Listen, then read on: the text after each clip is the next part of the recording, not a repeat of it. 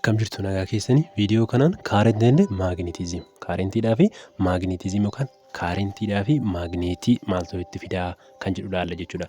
Jechuun kaarentiin jiraachuunii fi maagneetiin uumamuu maaltu walitti fida ilaalla. Okay, whenever a current passes through a conductor, a magnetic field is produced. Yeroo kaarentiin jechuudha yaa'u kondaktarii jechuun kan elektirikii of keessa dabarsuu danda'u yookiin elektirooniin keessa darbuu danda'u kamiyyuu kondaktarii jennee waamna. Isaan keessaa sibiilonni yookaan meetaaliin jechuudha. Hundumti isaanii kondaktarii. Yeroo meetaalii kana keessa kaarentiin darbuu maaltu ta'a jechuudha.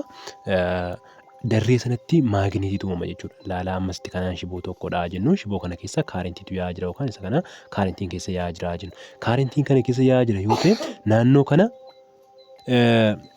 as keessa gaafa yaa'u naannoo kana jechuudha. Wanta maagneetii harkisuu danda'u tokko finnee kan keenyu yoo ta'e jechuudha. Naannoo kanaanii wanta maagneetii harkisuu danda'u yoo finnee maal gochuu danda'a jechuudha? Ofitti harkisuu danda'a jechuudha. Sababa maaliitiif? Sababa kaarentiin keessa darbaa jiruuf. Ilaalaa asitti amma dhagaa baatiriitu jira. Dhagaa baatirii kuni maalidha jechuudha? Humnadha jechuudha yookaan madda anniisaati jechuudha. Yeroo kan as keessa akka kaarentii yaa'u godha jechuudha. Gaafa kaarentii yaa'u kanaasiin gara kanatti kaarentii yaa'a. Yeroo kana naannoo kanatti maaltu uuma jechuudha? Dirree maagneetiitu uuma jechuudha. Kana jechuun ammoo naannoo kana wanta maagneetawaa ta'e sibiila ta'uu danda'a, maagneetii biraa ta'uu danda'a. Finnee yoo as keenye ofitti harkisuu danda'a jechuudha. Kallattiin maagneetii amma yeroo kanatti noorzii gara kam ta'a, saawuziin gara kam ta'a jechuudhaaf immoo waan tokko murteessuu dandeenya jechuudha. Isa kana murteessuudhaaf wanti nu goonu tokko jira. Innis maalidha? Fakkeenyaaf amma jechuudha asitti ilaalaa inni kuni maagneetii yookaan baar maagneetii tokkodha yoo jenne jechuudha. Asiin immoo noorziidha yoo jenne jechuudha. Asiin immoo saawuziidha yoo jenne maal jennee turre? Maagneetiin yookaan dirree maagneetii eessarraa kaa jenne noorziirraa ka'ee gara kamitti deema? Gara saawuziitti deema jechuudha. Bifa kanaan akka ta'u ilaallee turre jechuudha. Bifa kanaan akka inni ta'u ilaallee turre jechuudha. Akka inni bifa kanaan uumamu ilaallee ture jechuudha. Kaarentiin eessaa ka'a jechuudha. Kanaaf dirreen maagneetii noorziirraa ka'ee gara saawuziitti yaa'a jechuudha. Kanaafuu garri yaa'insi irraa jalqabu gara kami jechuudha? Noorziidha jechuudha. Laala asitti gaamma kaarentiin eessarraa ka'a? Gara kanarraan ka'a. Asiin dhufee kaarentiin asitti yaa'a jechuudha. Kanaafuu maagneetiin kun yeroo uumamu gara kanarraa ka'ee gara kanatti yaa'aa jiruuf jecha garri kun gara kami jechuudha? Dirreen maagneetii noorziin gara kanadha jechuudha. Garri kun immoo gara itti fiildii maagneetik fiildii kun itti deemaa waan ta'eef gara kanaan immoo maal jenna jechuudha? Saawuziidha jennee murteessuu dandeenya jechuudha. As biratti kan laallu inni kan biraa ampiir's law yookaan seera ampiiriiti. Ampiir kanarratti maal jedha kan jedhu laalla jechuudha. It is said that magnetic field around electric current is proportional to the magnitude of the currents. Magnetic field naannoo electric current jiru jechuudha. Laalaa kun amma shiboodha yoo jenne jechuudha. Kanaani isa kanaan shibootu elektirikii tokkodha yoo jenne jechuudha. Shiboo elektirikii kana keessatti jechuudha. Gaafa kaarentii yaa'u, kaarentiin as keessa yaa'u kun jechuudha. Yoo baay'ee guddata ta'e akkuma kana dirreen maagneetii naannoo kana jiru harkisni inni maagneetota irratti taasisu maal ta'a jechuudha? Hin guddata jechuudha. Yoo kaarentiin kun ammoo ni xiqqaata ta'es maal ta'a jechuudha? Akkuma kanaan dirreen maagneetiis ni xiqqaatti jechuudha. Kanaafiyyuu kaarentii fi dirreen maagneetii daayireekt proportionaalii qabu jechuudha. Maal jechuudha? Kaarentii yoo dabale dirreen maagneetii ni dabala. Akkasumatti maagneetiin yoo kaarentiin xiqqaates dirreen maagneetii ni xiqqaata jechuudha. Kun ampiir's law'udha. Innis bifa kanaan karaa foormulaatti yeroo deemnu bifa kanaan kaa'ama jechuudha. Kana jechuun dirreen maagneetii yookaan maagneetik fiildiin jechuudha walqixa ta'a. Permeability of free space times kaarentii jechuudha. Asitti kaarentiin maali jenneerra? Direct proportional jenneerra. Kanaafuu bifa kanaan keenya jechuudha. Direct proportional taanaan bifa kanaan keenya jechuudha. Direct proportional. Konstantiin isaanii immoo inni permeability of free space dha jechuudha. Okay, inni kan biraan over what 2 pi radius dha. Radius dha wajjin immoo inversely proportional dha. Yeroo jennu asiin kaarentiitu kana keessa yaa'aa jira yoo ta'e jechuudha. Laala asitti jechuudha dirree maagneetii asirratti shallagnaa fi asirratti shallagna jechuudha. Alaan dirree maagneetii yoo iddoo kanatti shallagne dirree maagneetii maal ta'a? Guddaa ta'a. Kana jechuun gaafa kaariin raadiyesiin keenya xiqqaattu jechuudha. Dirreen maagneetii maal ta'a jechuudha? Ni guddata jechuudha. Yeroo dirreen maagneetii immoo as fagaatee jiru kaariin raadiyesiin keenya maal ta'a? Hin fagaata jechuudha. Yeroo kana raadiyesiin keenya akkas fagaatu dirreen maagneetii maal ta'a jechuudha? Ni dabala jechuudha. Kanaafiyyuu dirreen maagneetii fi raadiyesiin waliif inversely proportionalidha. Kana jechuun yoo dirreen maagneetii kana keessatti raadiyesiin yoo raadiyeesiin guddachaa deeme dirreen maagneetii yookaan maagneetik fiildiin immoo ni xiqqaata jechuudha. Yoo raadiyeesiin immoo xiqqaate maagneetik fiildiin immoo maal ta'a jechuudha ni guddata jechuudha. As keessatti biinii yookaan kun maagneetik fiildii akka ta'e beekamaadha jechuudha. Iseen kun permeability of free spaceidha jechuudha. That constantiidha jechuudha. Constantiin kun immoo gatiin isaa meeqadha? 4 pi times 10 the power of -7idha asitti iseen kun jechuudha. 4 times -7idha jechuudha.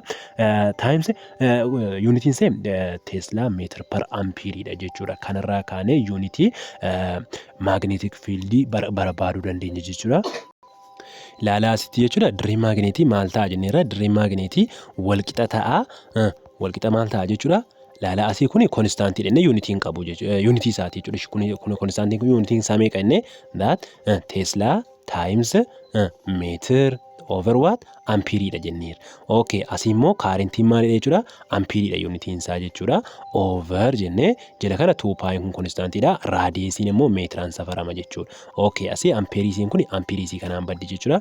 Kanaan booda ilaalaa meetirisiin kun immoo meetira kanaan baddi. Kanaafiyyuu unitiin magnetic fiildii walqixa maal ta'a jechuudha? Teeslaa ta'a jechuudha. Bifa kanaan murteeffachuu dandeenya jechuudha. Kuni unity magnetic field isa kamidha? Isa SI unity ta'edha inni kun jechuudha. SI unit of magnetic field kanaafu Teslaadha isa SI unity dha. And other non SI unit. SI unity kan taane jechuudha. Unity biraas ni jira jechuudha. Fakkeenyaaf gas unity SI unity kan hin taane kan maaliti kan magnetiti jechuudha. Inni kun immoo eenyu wajjin wal qixa kan Tesla wajjin 10 the power of 4 Tesla wajjin wal qixa jechuudha. Maaltu gasiin tokko jechuudha. Gasiin non SI unit of magnetic field ta'e 10 the power of 4 Tesla dha jechuudha. Kana jechuun tokkoon gasiin tokkoon see Tesla meeqadha jechuudha? Tesla 10,000 jechuudha. Tesla 10,000 ta'a jechuudha. Inni kan biraa kan laallu characteristics yookaan amala akkamii qaba magnetic fieldiin amala akkamii akka qabu laalla jechuudha. As keessatti jechuudha by electric currentidhaan kan uumamu. That laalleera amma gaa currentiin as keessa yaataana naannoo kanatti dirreen magneetii akka jiru laalleera jechuudha. Naannoo kanatti dirreen magneetii uumamu kun immoo characteristics yookiin immoo amala akkamii qaba kan jedhu laalla jechuudha. Tokko the magnetic field lines form a circular pattern. Magnetic fieldiin akka circularii wayii uuma jechuudha. Laala amma asirratti kan laallu yoo ta'e jechuudha. Asiin kuni akka sibiila wayiiti meetaaliidha. Sibiila kanarratti ayiranii caccabsinee itti nanna. Caccabsinee daakuu itti nanna jechuudha. Achii kaanee ayiranii kana keessa maal ol baafna jechuudha? Shiboo ol baafna jechuudha. Shiboo kana keessa maaltu jira jechuudha? Kaarentiitu jira jechuudha. Gaafa kaarentiin shiboo kanarratti gadhiifamu ayiranii maal ta'a jechuudha? Bifa kanaan iyyuu kanarra qabata jechuudha. Bifa kanaan kanarra naanna'a jechuudha. Bifa kanaan kanarra naanna'a. Kana jechuun circular patternii uuma jechuun nutti agarsiisa. Maaltu kaarentiin eessarratti kaarentiin naannoo shiboo kaarentiin keessa yaa jirutti magnetic fieldiin circular patternii uumaa jechuudha. Magnetic fieldiin naannoo kaarentii circulariidha kan jennu isa kanaaf jechuudha. Inni kan biraa kan laallu the magnetic field strength increases when current increases. Magnetic field ciminni isaa kan dabalu yeroo kaarentiin dabalaa deemu jechuudha. Yeroo jennu akkuma dubbanne asitti jechuudha. Kaarentiin kana cimaadha yoo ta'e jechuudha. Kaarentiin cimaadha yoo ta'e magnetic fieldiin naannoo kana jirus baay'ee cimaa ta'a jechuudha. Kaarentiin xiqqoodha yoo taate garuu jechuudha. Kaarentiin as keessa yaatu xiqqoodha yoo taate magnetic fieldiinis xiqqoodha jechuudha. Kanaafiyyuu yeroo kaarentiin dabalu magnetic fieldiin dabala, yeroo kaarentiin xiqqaatu immoo magnetic fieldiin xiqqaata jechuudha. Inni kan biraani the magnetic field strength is stronger near the wire, okay, and weaker farther away. As iddoo kanarratti kaarentiitu yaa jira. Kaarentiin as yaa jiru kuni magnetic fieldiin naannoo kana iddoo kanatti yoo fi iddoo kana laala. Kuni iddoon kuni farther yookaan faariidha jechuudha. Inni kun irraa fagoodha yoo ta'e, inni kun immoo itti dhiyoodha yookaan niiriidha yoo ta'e jechuudha. Bira jira yoo ta'e magnetic fieldiin isa naannoo kanaatiyyuu isa asii kana caala jechuudha. Inni itti dhiyoo kuni hin caala jechuudha.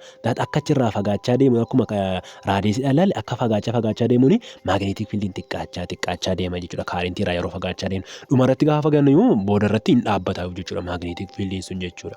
Inni kan biraa when the direction of the current is reversed the direction of the magnetic field is reversed too. Direction yookaan kallattiin kaarentii reverse ta'a yoo ta'e jechuun amma kaarentiin akkas ol yaa jira. Kaarentii akkas ol yaa jiru kanarratti magnetic fieldiin akkam ta'a jechuudha. Laala bifa kanaan magnetic fieldiin dirree kana naannoo kanarratti uumama jechuudha. Magnetic fieldiin asirratti bifa kanaan uumama laala asitti akkana deddeebi'a jechuudha. That asiin magnetic fieldiin immoo akkana yaa jechuudha gara kanatti jechuudha. Gara kanatti yaa. gaafa nuyi immoo kaarentii kana fuunee akkas gad deebi'a ta'e kaarentiin magnetic fieldiin iseen akkas gara kanatti yaa'aa jirtu kun akkam deebite jechuudha yeroo kana immoo akkan deebite jechuudha yooni ilaala asitti kunis akkas deebi'a jechuudha inni gara kanatti sila yaa'aa ture akkas gara kanatti deebi'a jechuudha kana jechuun gaafa kaarentiin reverse ta'u kallattii isaa gaafa jijjiiratu kaarentiin magnetic fieldiinis kallattii isaa jijjiirata jechuudha. Inni kan biraa kallattii kaarentiitii fi kallattii magnetic field murteessuudhaaf immoo Fleming's right hand rule kan jedhu laalla. Fleming's right hand rule maalidha? Laala asitti jechuudha gaafa harka keenya fayyadamna jechuudha harka mirgaa jechuudha akka Fleming jedhutti jechuudha. Asitti jechuudha kaarentiidha amma kuni shiboo kaarentiin keessa yaa'aa jirudha jennu jechuudha see kanaani shiboo kaarentiin keessa yaa'aa jiru yoo jenne jechuudha akkasittiin bifa kanaan qabna yoo ta'e bifa akkasittiin harka kanaatiin hin qabna yoo ta'e kallattiin kaarentii kallattii kamidha kallattii harka kanarraa yaa kaarentiin asii wal yaati jechuudha. Yeroo kana dirreen maagneetii immoo kallattii kam ta'a jechuudha. Ilaala kallattiin kun immoo dirree maagneetii ta'a jechuudha. Inni kun kallattii dirree maagneetii ta'a jechuudha. Dirreen maagneetii bifa kanaan ta'a jechuudha. Amma gaa yoo kaane jechuudha harka kana jechuudha bifa kanaan yoo gadi garagalchine ta'e jechuudha isa kana. Jechuun yoo isa akkasittiin qabatee jiru kana kaarentii kana bifa kanaan gadi garagalchine ta'e dirree maagneetii inni akkanachi yaa'aa jiru kun inni akkanachi yaa'aa jiru kun immoo akkam deebi'a jechuudha. Akkana gara kanatti immoo as deebi'a jechuudha. Kana jechuun yoo kaarentiin reverse ta'e dirree magneetii also reverse to jenneera waan ta'eef jechuudha. Example, find current in a long straight wire shiboo straight ta'e shiboo dheeraa tokko kan straight ta'e kaarentiin keessa yaa'aa jiru tokko find current isaa barbaadi jedha. Amma dirreen magneetii kaarentiin sana meeqadha? Dirreen magneetii sana kan twice the strength of the earth's magnet. Magneetii lafaatiin dachaa lamadha dirreen magneetii isaan uumamu sun jechuudha. Dirreen magneetii kanaan uumamu maal jenneera jechuudha dachaa lamadha jechuudha. Jechuun dachaa lama isa kan lafaati jechuudha. That magnetic fieldiin kan earth yookaan kan lafaa wal qixa meeqadhaan nuu kennameera jechuudha. The earth's magnetic field is about what 5 times 10 the power of minus 5 Tesla dha jechuudha. Inni kun kan lafaati. Inni nuyi kenname kun immoo kan kaarentiin kun oomishamu magnetic fieldiin isa kana dachaa lamaani jechuudha. Isa kana dachaa lama ta'a jechuudha. Kanaafuu magnetic fieldiin wal qixa meeqa ta'a jechuudha kan kaarentii isaas keessatti yaa'aa jiru kana jechuudha. Magnetic fieldiin isaa meeqa ta'a jechuudha. Isa kana kanaan gaafa baay'isnu 10 times 10 the power of minus 5 ta'a jechuudha. This equal with 10 the power of 10 wal fakkaataadha waan ta'eedhaaf tokko keessaa fudhanne zaat asti tokko qabdii gaafa walitti daballee jennu meeqa ta'a minus 4 ta'a jechuudha. Kanaafuu 10 the power of minus 4 jechuu dandeenya jechuudha. Kun magnetic field keenyadha jechuudha. Inni kan biraan raadiyeesii nuu kennameera. Fageenya amma biratti 5 centimeter irratti jechuudha. Kanaafiyyuu 5 centimeter jechuun immoo 5 times 10 the power of minus 2 jechuudha inni kun immoo. Okay, minus 2 meetiradha jechuudha. Kana booda maal keenya argachuu dandeenya jechuudha bifa salphaa ta'een kaarentii argachuu dandeenya. Magnetic fieldiin wal qixa maal ta'a jenneera. Permeability of free space. Permeability of free space times current over 2 pi times what radius dha jenneera. Okay, isa kana maal goona cross gaafa goone jennu jechuudha. Magnetic field times 2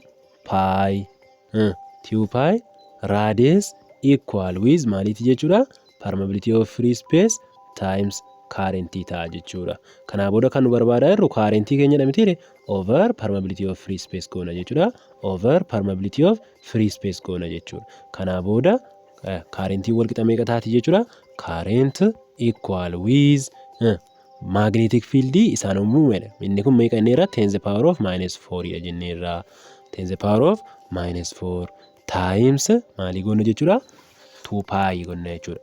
2 pi radius immoo meeqa inni irra 5 times 10 the power of minus 2 dha jennee irra jechuudha. Over jennee permeability of free space immoo meeqadha jechuudha. Constantidha 4 pi times 10 the power of minus 7 dha jechuudha. Kana booda asitti jechuudha isa kana ilaala. Isa kana paayin keenya paayidhaan baddii. Isa kun immoo 2 dha miti. 2 dhaan 1 dha. Asii 2 immoo 2 dhaan meeqadha jechuudha 2 dha jechuudha. Kanaafuu kanaaf eenyuun jechuudha asii 5 qabna jechuudha. 5 over 2 immoo meeqadha 2.5 dha jechuudha. 2.5 times jennee asii 10 the power of minus 4 qabna. 10 the power of minus 2 qabna jechuudha. Yeroo walitti daanu meeqa taati 10 the power of minus 6 dha jechuudha. Over jalaan meeqa qabna 10 the power of minus 7 qabna jechuudha. Inni kun immoo wal qixa meeqa ta'a jechuudha? 10 ta'a yoo 10 the power of 1 ta'a jechuudha. Kanaafuu times 10 jenna jechuudha. 10 ampiirii ta'a jechuudha. Okay, kana booda kuni wal qixa ta'a 25 ampiirii ta'a jennee bifa kanaan ilaaluu dandeenya. Har'aaf asitti xumurreerra. Kanneen viidiyoon kun isinii tole yoo jedhe laayik godhaa. Kanneen haaraa taatan chaanelii kanaaf immoo sabiskiraayib godhaa please. Nagaatti.